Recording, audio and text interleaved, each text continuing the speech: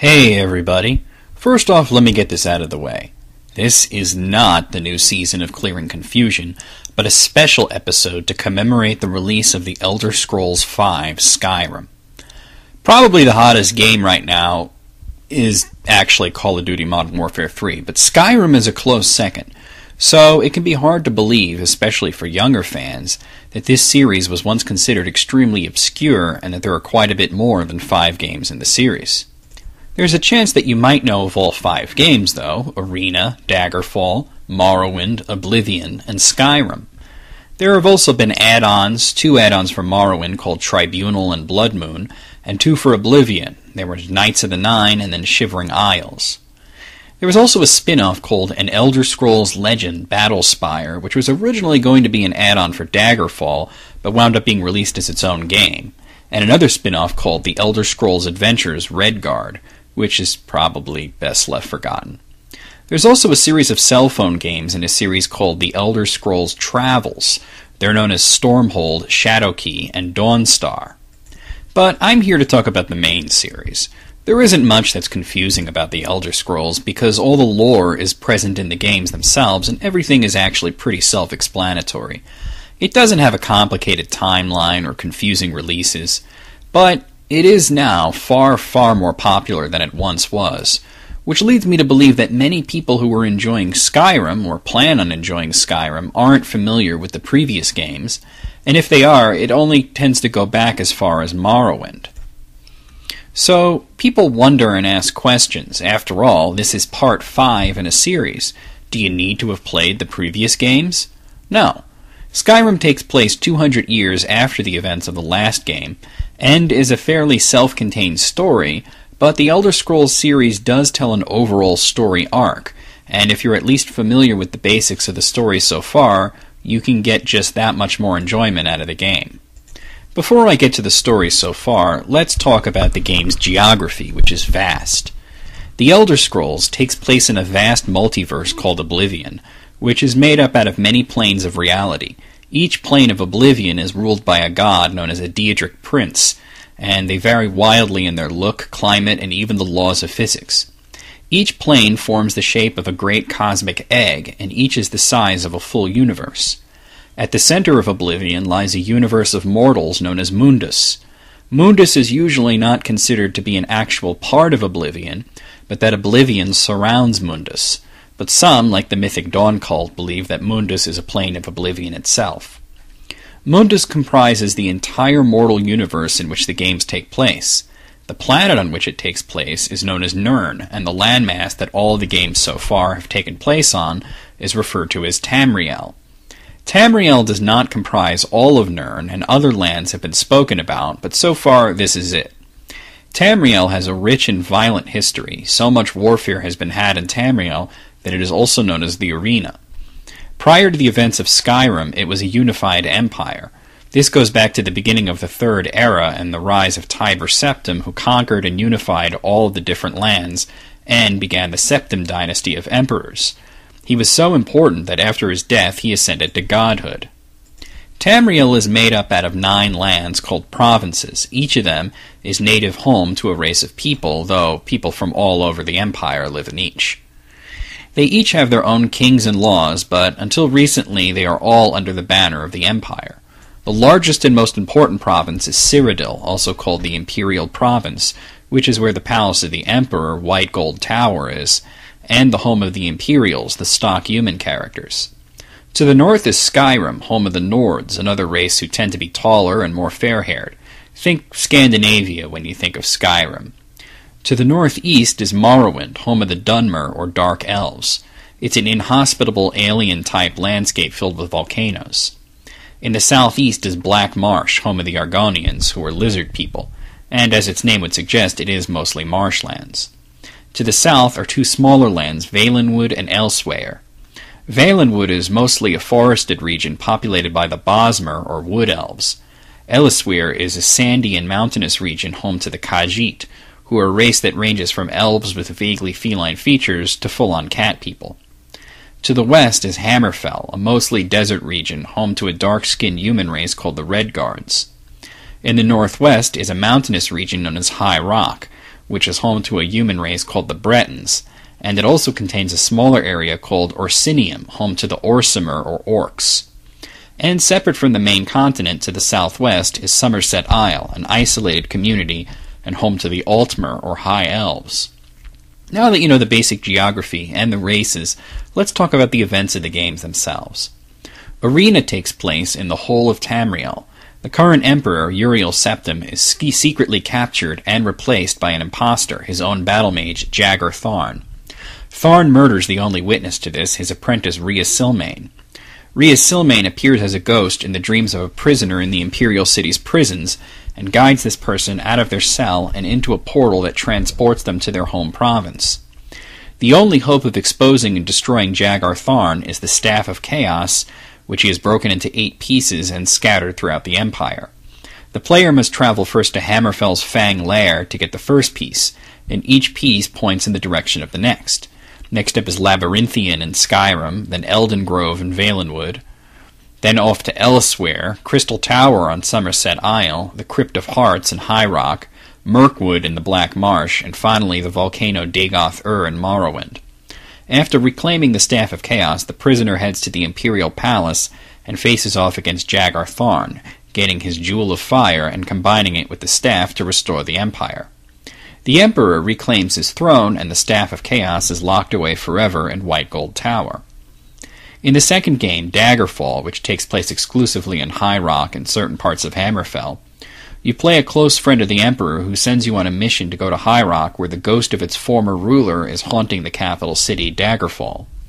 However, this leads to the uncovering of a conspiracy to revive an ancient golem known as Numidium, once built by the now extinct race known as the Dwemer or Dwarves. The golem can be controlled by a totem, an ancient relic of Tiber Septim. After obtaining the totem, the player chooses which of several factions can gain control of the golem, or they can hand it over to the Emperor. Due to the nature of Daggerfall having multiple endings, the official line is that there was a mysterious event known as the Warp in the West, in which all of the possible outcomes happened simultaneously. Due to this, the 44 city-states that made up the Iliac Bay region was consolidated into merely 4, and the Emperor also used the golem to further unify his empire, as well as the evil necromancer Manimarco, or the King of Worms, used it to obtain godlike power. In the third game, Morrowind, you play as a prisoner of the Empire, who, for at first unknown reasons, is shipped to the island of Vardenfell, which makes up about a third of the Morrowind province. There, they are released and told to report to an Agent of the Blades, an ancient order that protects the Emperor and were once dragon slayers.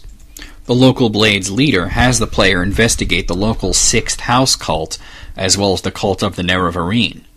It turns out that while Morrowind has a king that is the political ruler, the spiritual leaders are a trio of gods known as the Tribunal, Vivec, Sothisil, and Almalexia.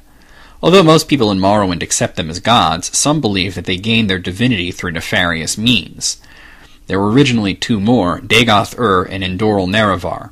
It is believed that Dagoth-Ur was responsible for using the dwarven technology left behind to create the Heart of Lorkhan, which is the source of their divinity, and Endoral Nerevar was murdered by the trio to keep him silent.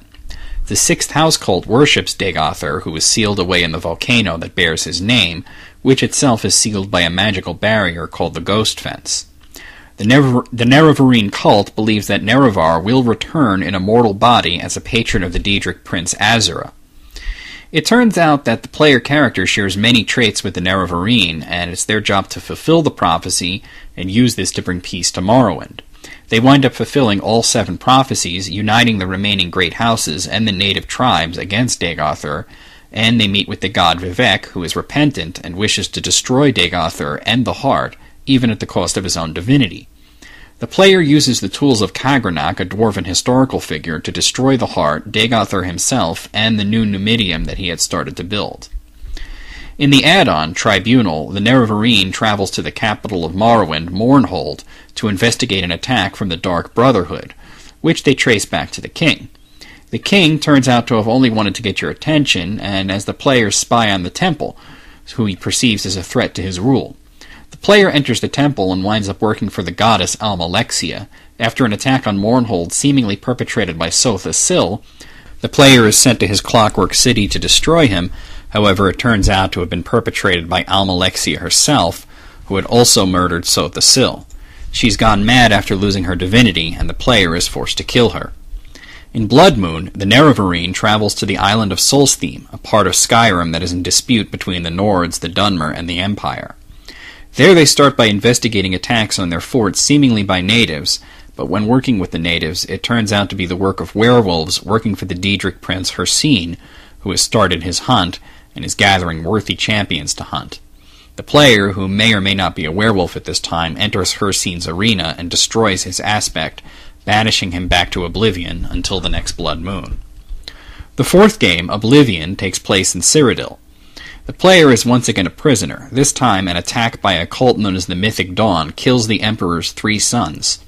Knowing he's in danger, the Blades use an old escape route which goes through the player's cell.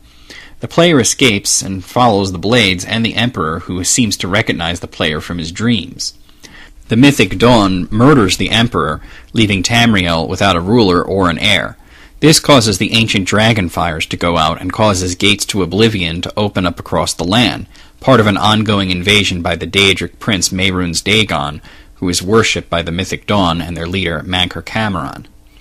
The player must find the Emperor's 4th unknown son, Martin, and unite him with the Amulet of Kings, which only a septim can wear. Once this happens, he can light the dragon fires, ending the Oblivion crisis. However, by the time Martin and the Amulet are united, Mehrunes Dagon himself has entered Tamriel, forcing Martin to shatter the Amulet, taking the form of the Avatar of Akatosh, or in other words, a huge fucking dragon. He banishes Dagon and ends the Oblivion crisis, but his own life is consumed in the process, leaving Tamriel without an emperor.